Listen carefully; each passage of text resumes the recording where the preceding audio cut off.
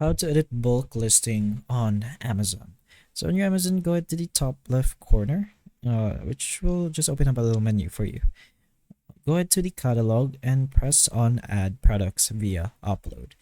You're gonna have to go ahead and download the spreadsheet for your specific item or product. So once you're there, go ahead to the download spreadsheet.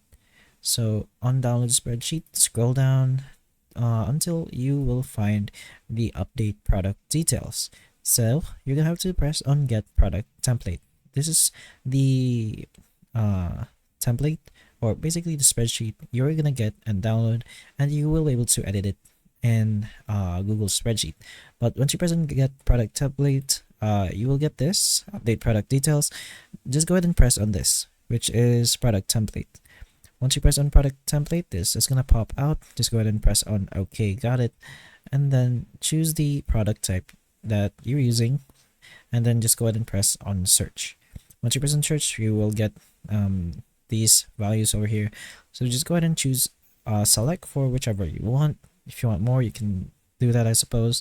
But once you're done, scroll down until you find the generate spreadsheet. Once you generate spreadsheet, it's gonna instantly start to download the template for you.